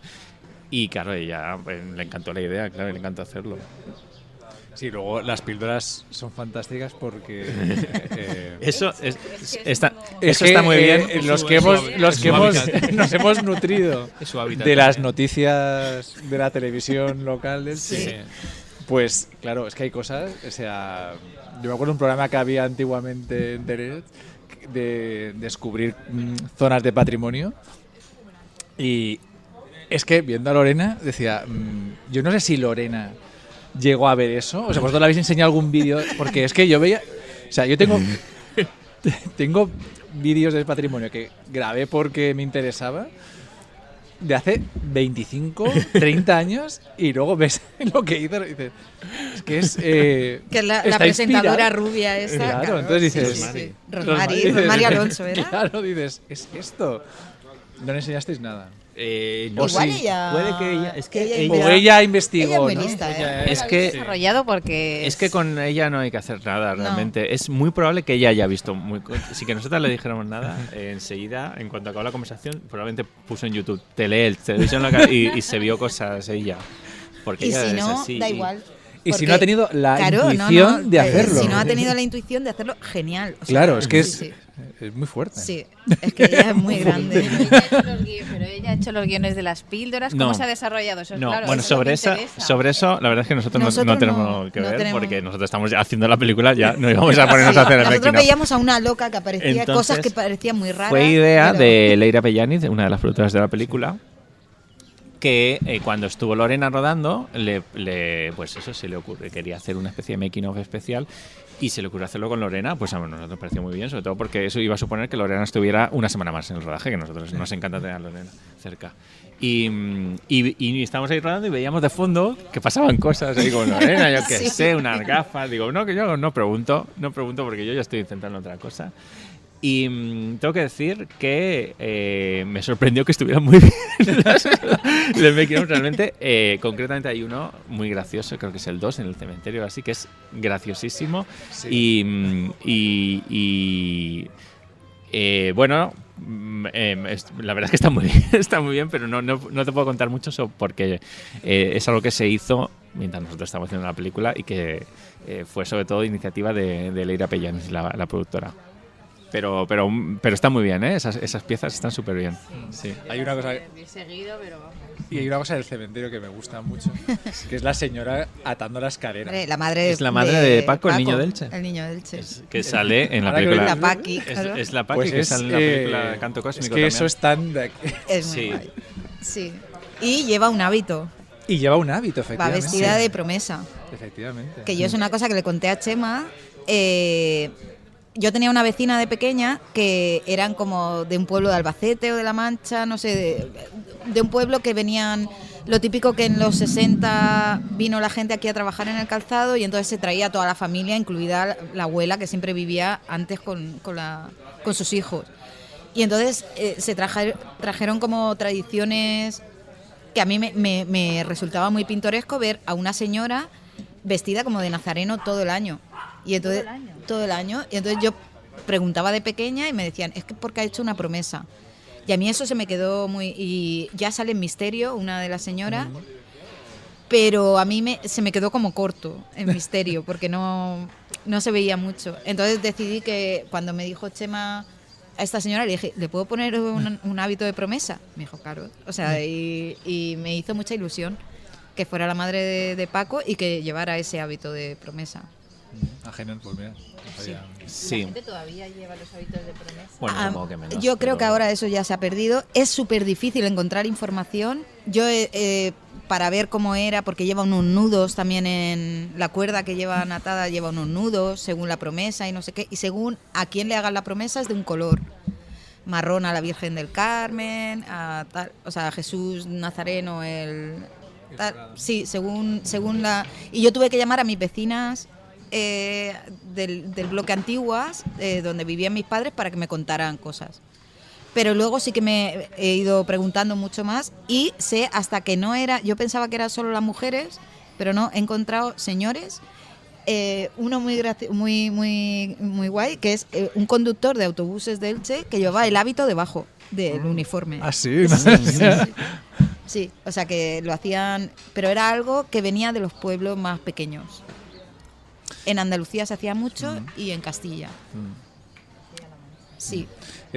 Lo extraordinario de esta forma de trabajar que tenéis vosotros es como todo esto que es súper natural y que vemos, o sea, detrás hay un proceso de que tú lo ves en la pantalla y es como, pues mira, sí, un hábito, ¿no? Y se te ha ocurrido, pero no es porque se te haya ocurrido o te parezca pintoresco, sino porque realmente hay un... Sí. Hay un trabajo y una búsqueda y una conexión con Sí, lo que sí. lo que se quiere contar, es decir. Sí, a mí me interesa mucho del mundo de las promesas, la promesa en sí, que, claro, algo a cambio de lo que lleves durante un año un hábito. Bueno, pues uno piensa, yo que sé, que me cure de una enfermedad que me puede provocar la muerte, ¿no? O algo gordo. Pero hay promesas que es para que mi hijo se saque el carnet de conducir. Que aprenda, que apruebe un examen. O sea, entonces a mí me parece una idea, me interesaría mucho, por ejemplo, que esa señora que está dando la escalera, que lleva un hábito, lo sea por que su hijo se saque el carnet de conducir. Es que es el motivo. Yo creo que el hábito era como más grave, o sea, cosas más importantes, y para esas cosas Pero que tú imagínate dices... que el hijo de esa persona, su futuro laboral depende de que se saque el carnet de conducir. Pues o sea, pues, es que sí, realmente sí, sea sí, una sí, cosa muy gorda. Pero en ese caso irían al cristico andando, que eso era otra cosa que se hacía mucho. Y se hace, ¿eh? Y se hace, Se sí. hace muchísimo. Se me ha perdido el reloj 3 días andando al Cristo y entonces se Y con suponía cosas graves, ¿eh? que Y también, sí. sí, sí. Y en el Cristo además dejan las velas, los exvotos, sí. Pero que luego si tú, desde tu casa entiendo que vas. Claro. Sí. Pero si vives en el Puente de la Virgen, ir al Cristo andando Pues- son literalmente 5 minutos. Entonces, vaya promesa, ¿no? O sea, el Cristo dirá, oye, cúrratelo un poco más. Yo recuerdo Dar una vuelta y volver. yo recuerdo la promesa más absurda. Porque que- uno de Carrús, que vaya al Cristo andando, bien. Sí. O sea, el Cristo estaría, venga, te lo has currado porque ha venido de Carrús. Pero uno que vive en el Puente de la Virgen... Yo recuerdo la promesa más absurda que he vivido, que fue mi padre gritándole a la tele, si marca gol cuando ganó el Barça la Copa de Europa, si marca me voy andando al cementerio y vuelvo. Y marcaron, ganaron, y me acuerdo mi padre a las 10 de ¿Y que la había noche se fue al cementerio andando. Pero y era después del partido. Claro, y era como súper tarde, no sé.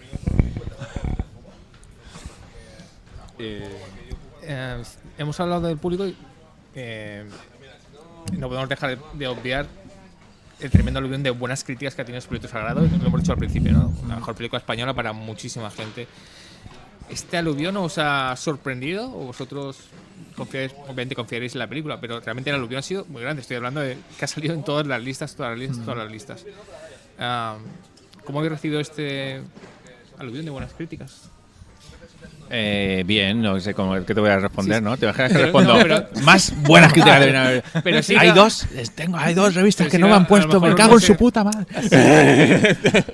¿Os has incluso sorprendido más de lo que No, pero creíais? sorprendido en el sentido de decir, por un poco que estábamos hablando al principio. Es decir, como es un cine hecho Claro, fuera Ya. de Fuera. la industria madrileña y Esto- tal. ahí como estoy refiriendo. decir, Ya. puede haber pasado para la crítica también mucho más desapercibido. Ya, yo sí que es cierto que Pero sí que es cierto que teníais por como el impulso de Locarno, ¿no? Que es sí, como- no, Sí, yo ya tienes sabía claro que, eso. bueno, a raíz de Locarno y también un poco comparando con los cortos anteriores, pues a ver, yo ya sabía que en Caimán y sitios así de la peli se iba a hablar y probablemente se iba a hablar bien. Sí que es cierto que se ha hablado en mucho más sitios. Aparte, Sí. yo creía que iba a ser una cosa más especializada, quizás, es lo que quiero decir. Y sí que llegar a lugares como más, pues eso, menos especializados, pues claro, ha sido una sorpresa y una alegría, claro. Yo creo que pues, o sea, la peli no ha ido mal en los cines y yo creo que ha sido gracias a eso, de, hostia, esta peli que cada vez que me meto en un sitio la nombran, ¿qué pasa aquí con esto? Así que a priori quizá no me interesa mucho, pero venga, voy a verla, ¿no? Y nada, pues eso ha sido una alegría y además ha sido una alegría confirmar que había algunas cosas en la película que quizá yo tenía dudas, que quizá no sabía muy bien si se entendían. Siempre ha habido alguna crítica que he leído que ha destacado algo concreto que yo digo, mira, esto se ha entendido, vale, bien, ¿no? Y bueno, eso siempre es una cosa que está guay, una confirmación un poco de tu trabajo. A mí lo que me ha gustado mucho y me ha dado mucha alegría es que tenemos unos fans como muy locos Sí. que en cuanto salió una crítica mala se tiraron a defender la peli, que yo era como, nosotros no hemos hablado ni hemos dicho nada y de repente había millones, digo, había mucha gente muy guay defendiendo la peli como si fuera suya. Y a mí eso me hizo mucha ilusión, porque en realidad, ¿no? Es como, qué bonito que la gente la tome como suya, no sé, me hizo mucha ilusión. Sí, que había habido esa conexión, ¿no? Sí. Que al final también es lo que estás buscando cuando haces una película. Es decir, que no solamente hacer un producto que esté bien hecho, sino que ese producto alguien lo vea y le guste, y porque al final se trata de eso. También yo tenía mis tops de gente que había visto los cortos, que era fan de los cortos y que queremos mucho y que siempre ha estado ahí, que era como, ay, por favor, que no se decepcionen. Y, Claro. cuando esas personas mandaron audios súper bonitos o WhatsApp diciendo, lo acabo de ver y es precioso, o sea, nos ha gustado, yo ya me quedé tranquila, ya dije, bueno, pues ya, para mí ya está bien. Claro, y luego que llegue a gente inesperada de repente famosos. Sí, ¿no? sí, me refiero a eso. No pasa eso, porque ya los que... Hablando de la película en Sí. sus redes sociales, Claro, y es como, sí, eso, han habido muchas- ¿quién? Yo qué sé, ¿no? Paco León, ¿no? De repente pone algo. ¿Cómo se llama este? El que hizo Pieles, Eduardo Casanova, de repente pone algo. Los Javis, de repente tal. O sea, gente con la que yo no he tenido el menor contacto en mi vida, por supuesto. Y que de repente empiezan a hablar de la peli. Y eso pues es sorprendente también, ¿no? Es sorprendente, claro. Alex de la Iglesia, bueno, claro, lo de Alex Sí. de la Iglesia fue bastante... se notó ahí que hubo o sea, que tuvo repercusión, ¿eh? Lo de Alex de la Iglesia, fíjate, es una persona muy activa en redes y el hecho de que dedicara unos cuantos tweets a hablar de la película de una forma como muy bestia de oye, ¿qué película es esta? Creo que se notó en... o sea, es bastante influencer Alex de la Iglesia, ¿eh? Esto está bien porque lo hemos hablado a veces, de que da la impresión que hay como círculos en el cine español. Tenéis vuestro círculo, pero no podéis salir de ahí, ¿no? Me estáis diciendo que, por ejemplo, Alex de la Iglesia no lo conocéis, ni nada. No. Y él vio vuestra película y les encantó, con lo cual sí que hay un acto de generosidad, de decir, he visto esta cosa de alguien que no he conocido y hablo bien de ella, porque a veces hay gente que piensa que, bueno, entre ellos se ponen bien y eso, y no es así, siempre es así, obviamente. Claro, lo que pasa es que da la sensación también de que igual han descubierto un poco tarde, porque... Estamos hablando otra vez de los cortometrajes. No, pero que me estigma refiero a la película también, que la han descubierto un poco tarde al final, un poco porque ha funcionado ese boca a oído y al final de unos a otros pues ha funcionado y gente que le ha gustado mucho pues habrá influido de alguna manera en Alex de la Iglesia para que la vea. Su hija. Su hija. Concretamente fue su hija. Sí. La vio en la ECAM. Su hija estudia en la ECAM, dirección artística. Y se hizo un pase en la ECAM, la vio y se la recomendó. Y la vio en esto de los académicos, que estaba todavía disponible. Claro. Y ahí fue... Pero que decirte que eso llega tarde, pues por ejemplo, hubiera sido Ya, bonito... claro, en cine, cuando estaba en cine la cines primera y sobre semana, todo haber tenido a lo mejor algún reconocimiento más en los Goya, por ejemplo. Ya uno da por hecho... Yo, de hecho, di por hecho... Pero sobre todo por lo que dice que... Raúl, ¿no? Porque al final siempre da la sensación de que es el cine que se hace donde se hace, con los círculos de lo que se hace. Ya. Y yo creo que ya es bastante buena noticia y bastante premio, o sea, tener ahora mismo una película como esta, rodada en Elche y Sí. que conecte con la gente, ¿no? Es decir, pero al final yo creo que también es más bonito recibir eso, la noticia de que te llegue algo de me ha gustado y reconocer ese trabajo. Yo creo que está muy bien, ¿no? Lo decías tú, Leo, ¿no? Es decir, Sí, no, yo ya sabía que a raíz, sobre todo de que la peli estuviera en Locarno, ya el circuito cinéfilo se iba a interesar por la película, porque, bueno, una película española está en Locarno, pues vamos a ver cuál es, ¿no? Y de alguna forma di por hecho que eso también podía extenderse a un poco al circuito de la industria del cine en general. Y me sorprendió mucho que la película, que muchas personas de la industria del cine se enteraran de la existencia de la película en diciembre. Y era como...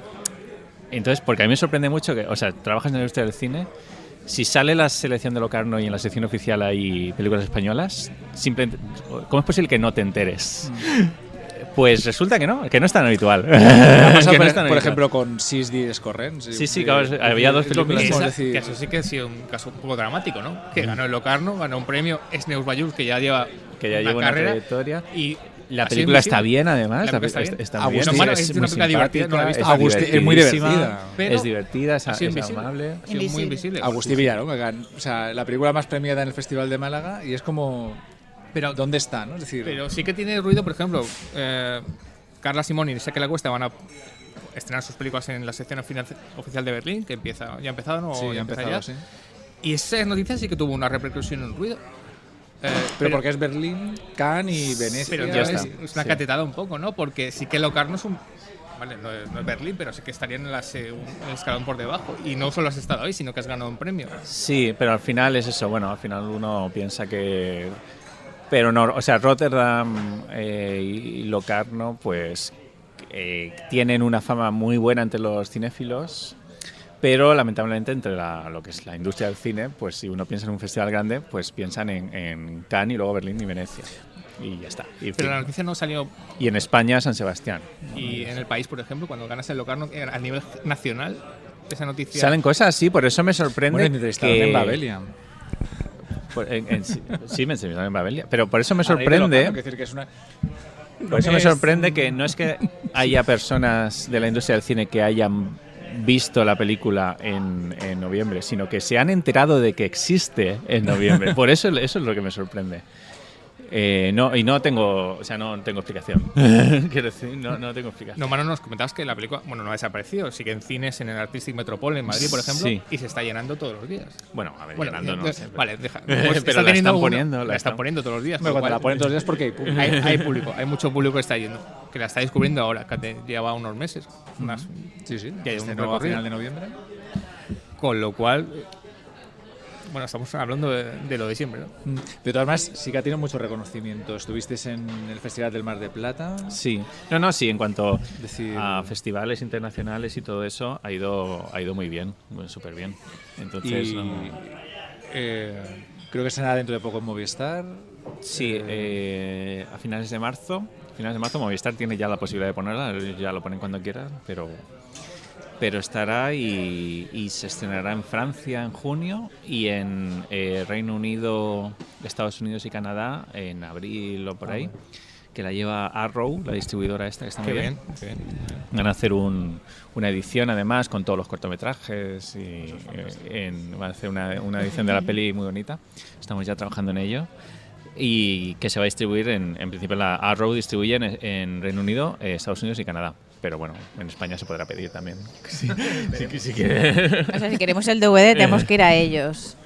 Es que, bueno, no, en España saldrá, lo sacará La Aventura, supongo, claro, lo editarán. Claro, con extras, por favor. Pues hablaremos, no hemos hablado todavía de eso. Hombre, yo es que una de las cosas súper chulas que yo creo que... De la taza. También la taza y extras. Hablando, una curiosidad ya, el hinchable final, Agapito. Agapito, ¿existe o lo creasteis para la película? No, lo tuvimos que crear porque tiene unas medidas, o sea, tenía que ocupar todo el plano. Entonces, Chema y John midieron todo lo que hacía falta por plano y pedimos el hinchable, tenía que ser la esfinge igual que la que saca del acuario. Elegimos los colores, también nos dio una sorpresa porque yo no vi a Agapito hasta que no lo vi hinchado. Queremos que sea así, así, así, en estos colores y tal. Pero luego ellos tomaron unas licencias como esa nariz gigante, o sea que es mucho mejor de lo que yo hubiera pensado nunca. Y la lástima de Agapito es que, bueno, que vale un dineral, porque claro, lo que más costó del presupuesto de arte es lo que más costó, y que no tiene las medidas oficiales, ¿no?, estándar para que se pueda utilizar. Claro, porque es muy grande por arriba y luego tiene un poco peligroso. Claro.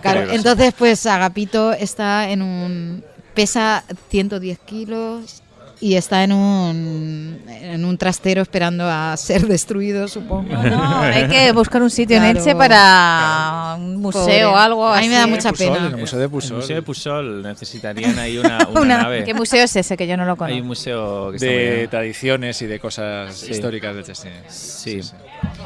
Sí, pero eso es la cosa más cara que yo he hecho en mi vida en arte y creo que haré, porque fueron como 6.000 o 7.000 euros, una cosa así. 7.000 euros. Pero El claro, plano hubo más que caro de- ir al sitio donde queríamos rodar, poner la óptica que íbamos a usar, poner la cámara en el lugar, empezar a medir el sitio, hasta aquí de alto, hasta aquí y tal, y pasarles esas medidas a los de la empresa de hinchables que le hicieran. Bueno, hubo un trabajo ahí, claro, se hizo aposta para el plano. Pero queda muy bien, dinero Sí. bien invertido. Yo creo que el plano es una de las cosas que más ha celebrado Sí. la gente que ha visto la película, pues ha dejado Sí, un es poco muy ahí bonito. como... El final, ¿no? Sí, Sí. sí que es cierto que me llegan muchos comentarios sobre el final. A mí me gusta mucho cómo quedan, cómo está sincronizado todo, cómo lo hicimos. Además fue como muy Interviene emotivo. la arquitectura, el sitio, la escalera. Claro. Por eso era importante la escalera exterior, Sí. porque pasan unas cosas que hace falta una escalera exterior. Y por eso yo hubiera un digo que espacio. los rosa quedaron muy bien, porque el hinchable con los rosa y esa escalera así, porque las otras eran como en zigzag. Sí. Y Quizá no hubiera quedado mal, pero no bueno, hubiera quedado está- mal, está bien. pero a mí ese color con el hinchable da como más alegría, o sea, queda como más alegre que en los grises, contrastando con lo triste que es ese momento, ¿no? Para mí es súper triste. Claro. Te deja clavado Claro. Sí. en la butaca, ¿no? Y una pregunta para Leonor. La CAM, la imaginería de la CAM, Ya. esta cosa de la CAM. Sí. Ese Sí, sitio eso ha chocado mucho, bueno, eso- sé que has chocado, ese sitio de Infausto recuerdo para muchos, pero que yo con Leonor la vi hace mucho tiempo y se lo comentaba, que estéticamente los sitios de la cámara eran hiper bonitos. Es que era muy guay. sencillos. Muy sencillos, pero yo sigo teniendo objetos de la CAM y que son una maravilla. Sí. Bolis, no sé cuánto, tazas. La famosa Mochila. que lleva Sí. Nacho, tanto nos ilusionó La en naranja y algunos. blanca. cómo fue conseguir objetos de un banco que ya no existe, que está Sí. desaparecido, además que seguramente mucha gente habrá quemado los sitios después de lo que he quemado Yo, objetos. yo tengo que recordar que el símbolo de acá me salió en el examen de selectividad de geometría. Dibujarlo, sí. O sea, que era una cosa que está... No, antes de entrar a la carrera en selectividad. Entonces era una cosa como que teníamos muy asumida. Claro. Y mucha gente, y amigos que han visto cuando han visto el plano, dicen, la mochila. La mochila. Claro. Es que yo creo que era ¿Y el cómo fue banco. esa búsqueda de Sí. a lo mejor no fue muy sencilla, ¿no? No fue sencilla. Y yo buscaba además más merchandising y ya está casi destruido. Esto fue gracias a María Dolores, que era la antigua directora del Festival de Cine de Elche, que me consiguió la mochila y más cosas. Todo lo que le quedaba de merchandising me lo consiguió. Pero para mí era el banco. O sea, todos los abuelos iban a la camp. Todos teníamos una cuenta ahí. Claro, o sea, para mí ese momento en Elche era todo el mundo tenía ese merchandising, el plato de Sí. la camp, o sea, regalaban como muchas cosas.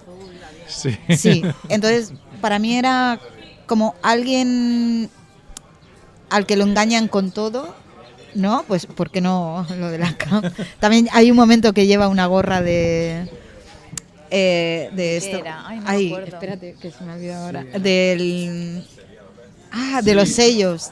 Sí, lo de la estafa esta piramidal que Sí, hubo, no me sí, acuerdo. sí. ahora. ¿Pinza o algo así? No, era No. lo de los sellos. Bueno, una estafa que hubo en Elche. Ahora lo busco. Sí, Ahora ahora en Elche. No, Bueno, a nivel nacional. Chema lo sabe. Pero porque creo que digamos que las no nos cabezas estaban aquí acordamos en Elche. de la gorra, que no me acuerdo del nombre. Lo de los sellos. Forum Filatélico. Forum Filatélico. Hay un momento que él está, cuando están comiendo antes de las pirámides, Nacho lleva una gorra de Forum Filatélico, porque también es como el engaño Y grande. hay que decir también, ahí tenemos golpes de humor que son fantásticos también. El tema de la marcha nórdica por el pantano. Sí, como viendo ese escenario, ese paisaje desértico completamente. Y También que por cierto, complicado de rodar, lo he dicho alguna vez y lo vuelvo a decir aquí. Es muy bien fotografiado el pantano de Elche por John de Sosa, hay que decirlo. Es uno de los elementos patrimoniales de Elche más Característicos. sí, o- y más gigantescos y que tenemos ahí un poco tal y que Claro. John clava, ¿eh? Sí, es un encuadre. Hay un encuadre de la presa, que es como un encuadre clásico que se ha visto en muchas fotos, que hay que irse a un sitio muy determinado, que es para tener ahí la... Y si toda esa zona como medio desértica fue complicado de localizar porque no es muy accesible, ¿eh? En coches y tal, ¿eh? Es más accesible a pie. Entonces, si vas ahí con mucho material, cuidado porque no es nada fácil llegar. Bueno, pues me chocó también mucho, ¿no? No es nada fácil llegar, ¿eh? Os imaginé yendo al sitio y Sí, sí. filmando. Dimos muchas vueltas. Bueno, con es coche, que hay caminos que cortados. los caminos no están muy bien, hay que dar una vuelta tremenda. Intentamos ir por Aspe, no era muy fácil, por el otro lado. Bueno, eso fue realmente complicado logísticamente llegar ahí bueno, es que un equipo de rodaje no es un coche, son, no sé, 12 de los cuales 7 son camiones, o sea, es una cosa muy complicada. ¿Tenías claro que querías a John de Sosa como director de foto? Sí, desde el principio. Desde la disco de Flandece, que estamos trabajando con él, nos entendemos muy bien. Tiene ahí una visión, además del plano, muy similar a la mía, que te digo, de tener como mucho respeto por el plano y no entenderlo como una sucesión de planos, sino como algo con valor en sí mismo. Muy especializado en rodar como yo quería rodar, que era en celuloide, 16 milímetros, que es me interesaba mucho pues el grano en imagen y que hubiera un poco de movimiento de fotograma. Y él, bueno, en España yo creo que es el cineasta de 16 milímetros de referencia, vamos. Entonces, él sabe, bueno. Y luego aparte tiene muchos recursos también, él es director también. Y se implica bastante en la creación de la película. O sea, hay planos, por ejemplo, Hay un momento en el que alguien mueve una maceta muy grande en la película, como con una carretilla. Eso fue idea de John, por ejemplo. O sea, eso había que hacerlo en la producción para despejar ese sitio. Y John dijo, pero ¿y por qué no rodamos esto? Si estamos moviendo con una carretilla esto, es una imagen que está muy bien, ¿por qué no la rodamos? Y se me ocurrió integrarla en la película, pero por ejemplo eso fue idea de él. Entonces, pues eso, no solamente la pericia con el formato, sino que también tiene como ideas muy interesantes que aportar siempre. Pues no sé cómo vamos de tiempo. Me impactó mucho el momento sándwich o momento bocadillo. Sí, lo he comentado Sí, de sí, pasada no, hora, pero- porque es algo que se ha hablado, pero sí se puede comentar Claro. aquí también. Los puedes hacer en casa si quieres. Secreto. Los puedes hacer en casa si quieres, porque está rodado de una forma que sepas cómo se Es hace. un tutorial, la película también es Sí. un tutorial. Sí, total. Pues esto era el bocadillo preferido de mi hermano y mío. Cuando mis padres iban al rebollo al fin de semana, nosotros hacíamos ese bocadillo. Se lo conté a Chema y de repente lo vi en el guión y fue como, ¿what? Sí. Pero que lo inventasteis vosotros. No, yo creo que lo vimos, que lo hizo Arguiñano, sí, algo así. Sí, sí. Pero era muy gocho, ¿eh? O sea, sí. Consistente, sí. Sí, pero estaba riquísimo, es verdad.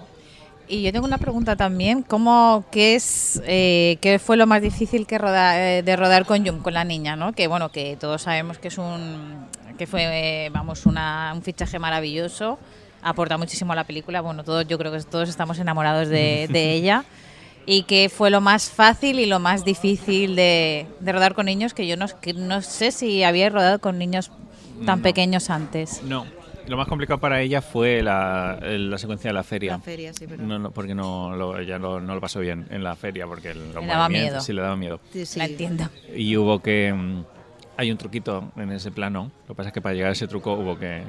Que ella pasara miedo, pobrecita. Tuvo que pasar un poco de miedo, que es que el coche de la feria donde van ellos no se mueve nunca.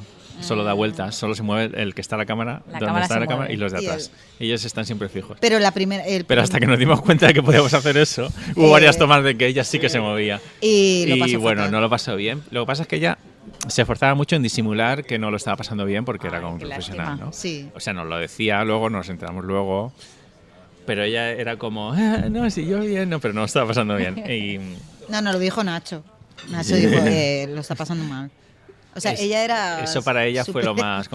Ahora se acuerda con riéndose, ¿sabes? En plan, qué mal lo pasé aquella vez, pero esa noche... Sí. No ha visto la película. Ella La ha sí, visto ella la ha visto 80 ocho veces. No me veces. digas, sí. Y Sí. le encanta, pero no sé... Creemos que no sabe. No se entera no mucho. se entera. ¿Ella ahora qué edad tiene? Ella ahora... 8, creo. No, ahora tiene... habrá hecho 10 este enero. ¿No cumplía 10? ¿Tanto? No. No, a ver, No, 7 Se rodó en 9. 2020, 2020. Ahora ella tiene 9. Y ahora tiene 9 ella. En el rodaje, 7 para 8. 7, A punto de cumplir Sí. 8. Yo creo que ella, como no lee los subtítulos aún bien, el final ella no lo entiende. No. Entonces, ella le gusta los trozos en que sale ella. Lo demás, en Locarno estaba ahí como...